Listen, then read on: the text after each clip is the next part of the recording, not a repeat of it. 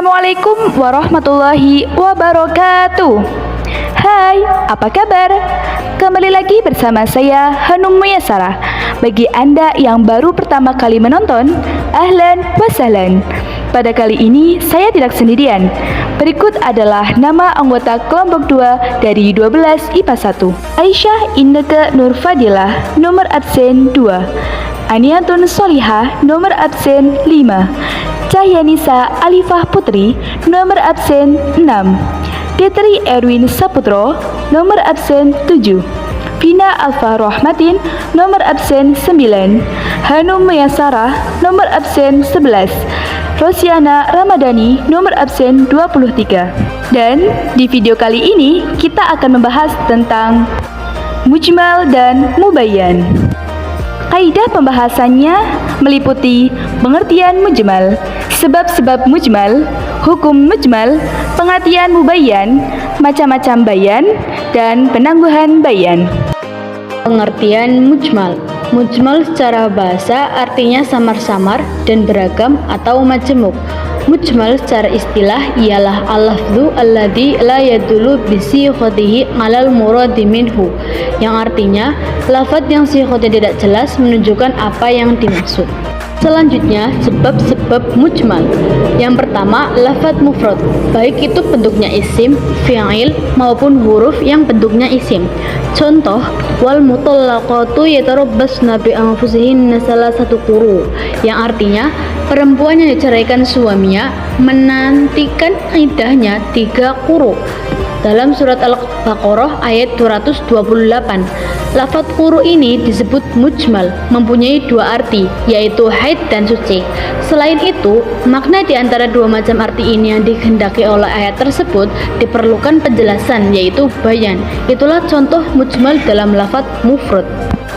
Yang kedua, murakkab atau susunan kata, seperti firman Allah Subhanahu wa taala dalam Quran surat Al-Baqarah ayat 237. Ayyafuna aw yafuna alladzi biyadihi uqdan nikah.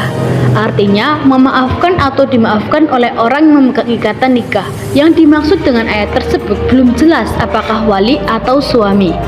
Dan yang terakhir, lafaz asing yang ditafsir oleh Nas itu sendiri dengan artian yang khusus, seperti lafaz dalam firman Allah Subhanahu wa taala, Al-Qari'ah mal Qari'ah wa ma adraka mal Qari'ah yauma yakunun nasu kal farashil mabthus, yang artinya hari kiamat. Apakah hari kiamat itu? Tahukah kamu apakah hari kiamat itu? Pada hari itu manusia adalah seperti anai-anai yang berterbangan. Quran surat Al-Qari'ah ayat 1-4. Selanjutnya, hukum lafaz mujmal. Tentang hukum mujmal pada umumnya, ulama berkata, hukmul mujmali atau fihi ila ayyam biya. Hukum mujmal adalah tawakuf, ditunda, ditanggungkan sampai ada atau terdapat bayan atau penjelasan. Maksudnya adalah apabila terdapat satu dalil yang bersifat mujmal sedang bayannya belum didapat atau belum ditemukan, maka dalil tersebut tidak boleh diamalkan sebelum mendapatkan penjelasan atau bayan dari dalil tersebut. Pengertian mubayyan. Mubayyan menurut bahasa artinya penjelasan, sedangkan menurut istilah ialah al-lafdzul ladzi yadullu bi sighatihi 'alal muradi minhu. Artinya, lafaz yang sifatnya jelas menunjukkan apa yang dimaksud. Macam-macam bayan. 1. Bayan menggunakan kata-kata bayan biqauli, disebut juga sebagai bayan penguat. Misalnya dalam firman Allah surat Al-Baqarah ayat 196. Bismillahirrahmanirrahim. Fasiyamu salasati ayyamin fil hajja wa sab'atin idza raja'tum tilka asaratun kamilah. Artinya, maka wajib puasa 3 hari dalam masa haji dan 7 hari setelah pulang. Itulah 10 hari yang sempurna. Kata-kata asaratun kamilah menguatkan kata salasati ayyam dan sab'ah yang ditegaskan sebelumnya. 2. Bayan dengan perbuatan. Bayan bil fi'li, seperti sabda Nabi, Shollu kama ra'aitumuni usolli, menguatkan pelaksanaan sholat yang dilakukan Nabi. 3. Bayan dengan isyarah, bayan bil isyarati. Contoh penjelasan Nabi tentang keharaman emas dan perak bagi kaum laki-laki. Beliau bersabda, "Inna hadaini haramun ala dzukuri ummati."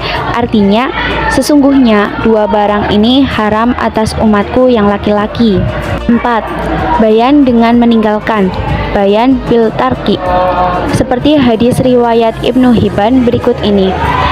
Inna akhirul amrayni minhu sallallahu alaihi wasallam adamal wudu'i mimma massatin nar.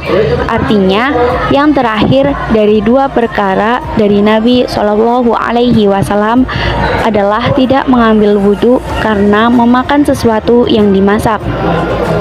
Yang kelima, bayan dengan diam setelah ada pertanyaan. Contohnya kisah Uwaimir al-Ajalani ketika bertanya kepada Rasul tentang istrinya yang kelihatannya berselingkuh. Maka Rasul diam, tidak memberi jawaban. Hal ini menunjukkan tidak ada hukum li'an.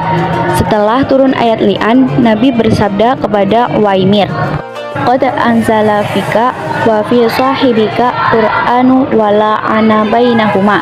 Artinya, sesungguhnya telah diturunkan ayat Al-Quran mengenai kamu dan istrimu, dan Nabi menjalankan li'an antara keduanya. Penangguhan bayan. Penangguhan ada dua macam, yaitu yang pertama penangguhan penjelasan dari waktu dibutuhkan atau takhirul bayan an waqtil hajat. Dalam masalah ini, para ulama sepakat bahwa penjelasan tidak boleh lambat dari waktu diperlukan. Sebab dampaknya penangguhan berarti membolehkan mengamalkan sesuatu yang masih mujmal. Yang kedua, penangguhan penjelasan dari waktu khidab atau takhirul bayan dan waktil khidab. Artinya bahwa pada saat turunnya perintah tidak ada penjelasan pelaksanaannya. Datang kemudian dengan dicontohkan oleh Jibril kepada Nabi dan selanjutnya oleh Nabi kepada umatnya. Penangguhan penjelasan seperti ini menurut jumhur ulama fikih dan ulama kalam hukumnya boleh. Cukup sekian dari kelompok kami. Semoga materi yang telah kami sampaikan dapat bermanfaat. Mohon maaf apabila ada kesalahan. Kami pamit undur diri. Ilaliko. Wassalamualaikum warahmatullahi wabarakatuh.